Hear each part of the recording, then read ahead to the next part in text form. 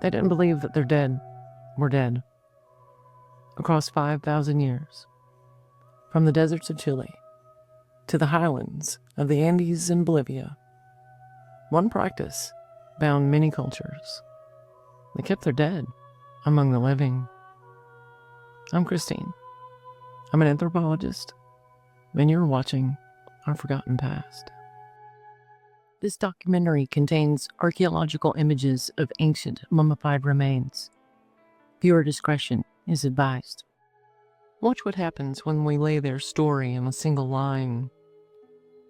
Chinchorro, Paracas, Nazca Moche, Tiwanaku, Wari, and finally, the Inca. Different names, different landscapes, one living tradition.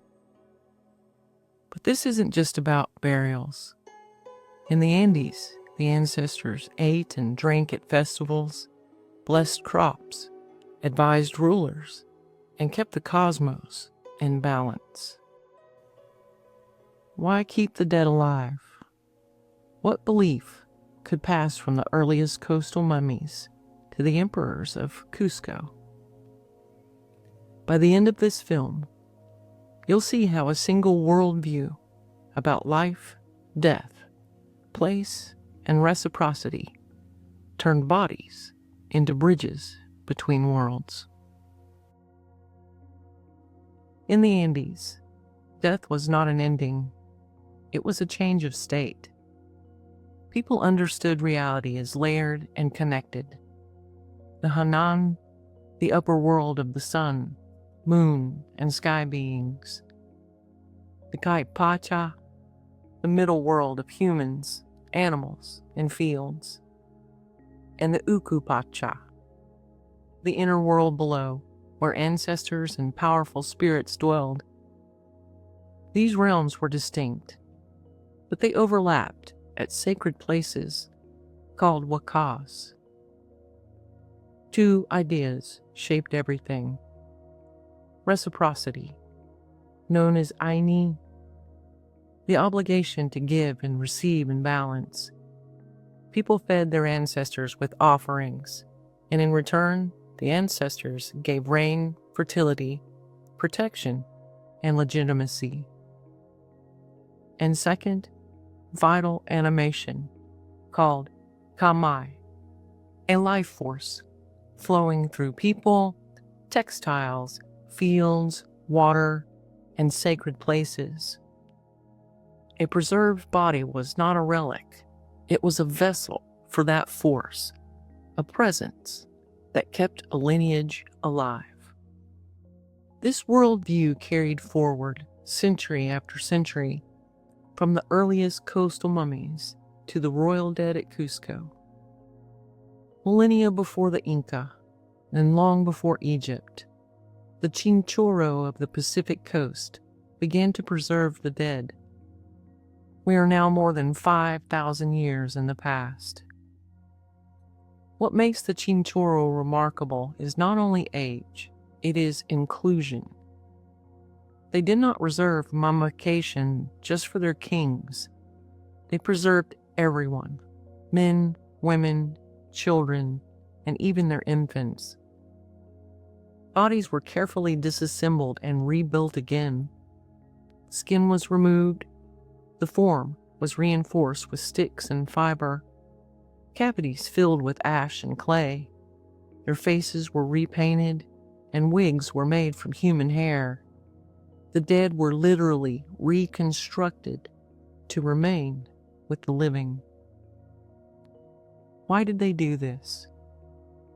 In a small, tightly knit world of fishers and foragers, the community extended across many generations.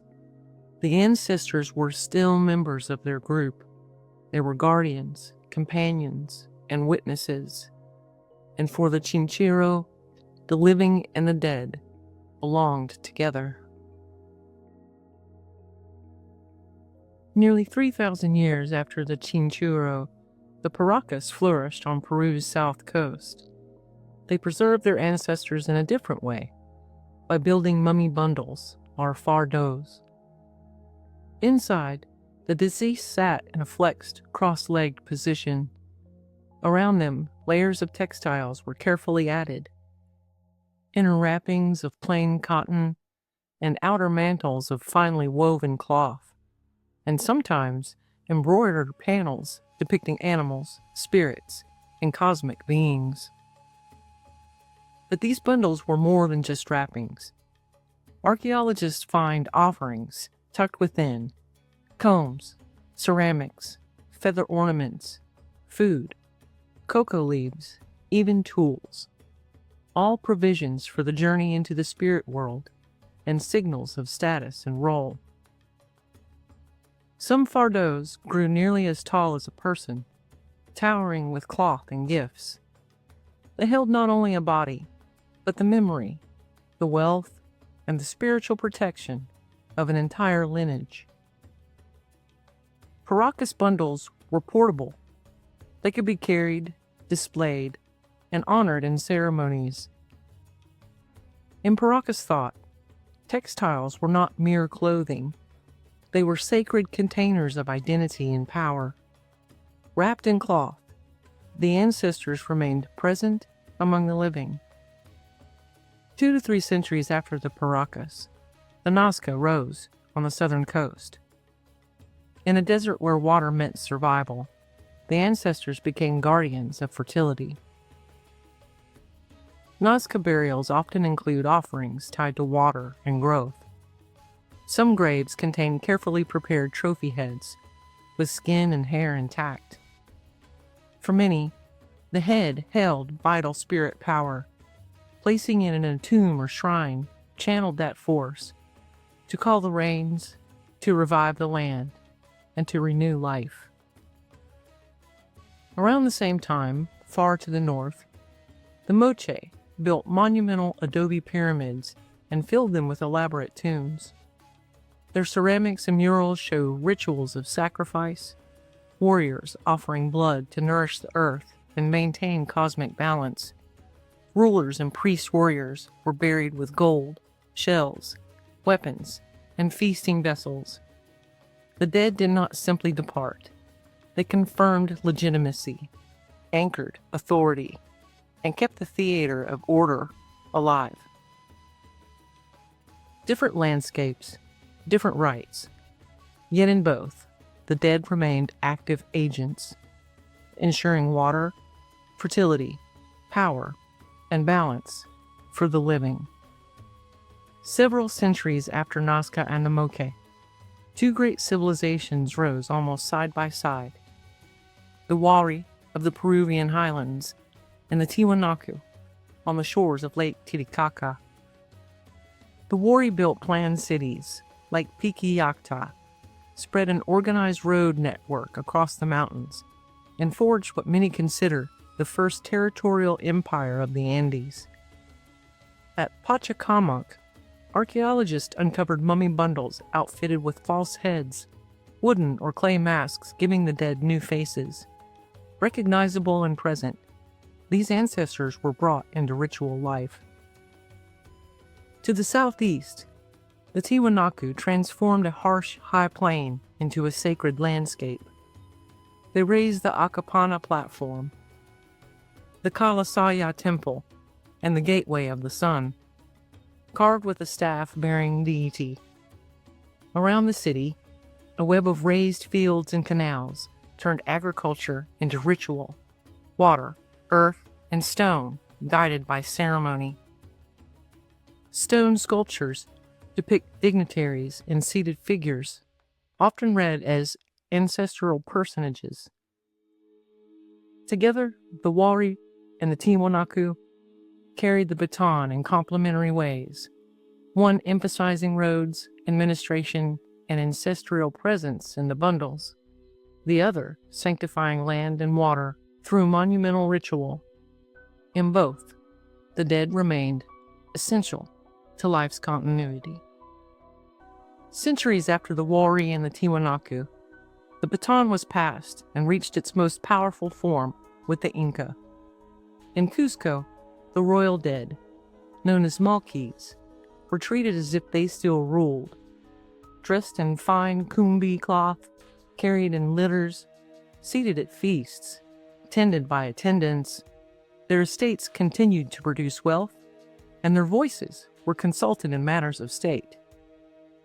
Spanish chroniclers described festivals where the mummies of past emperors sat beside the living, their presence as real as the reigning Sapa Inca. Inca religion wove together sun and earth, Inti and Pachamama. Society was divided into Hanan, the upper, and Urim, the lower, moieties. These reflected cosmic dualism and a sacred geography structured by Psique radiated out from Cusco to hundreds of huacas. Within this network, ancestors were political actors. Sovereignty did not vanish with death. It persisted in bodies, in estates, in ritual obligations of ayni. Not all Inca dead became public ancestors. Many were buried more simply. In high mountain, Capacocha sacrifices belonged to a different ritual logic, but at the heart of the empire stood a conviction that the dead remained among the living, binding lineage, land, and their law.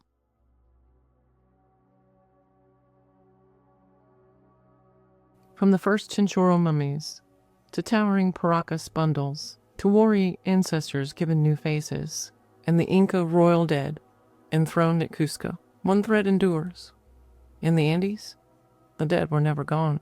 To these civilizations, the ancestors ate and drank at festivals, protected fields and water, legitimized rulers, and kept the cosmos in balance. For 5,000 years, life and death were not opposites. They were a reciprocal cycle, held together by offerings, textiles, roads, temples, and sacred places. Today, many of these mummies rest in museums or lie quiet in the earth. But to the people that created them, they were never silent. They were voices of the living dead. What do you think? Did the Andean ancestors preserve a truth that has been long forgotten? That the dead were never truly gone?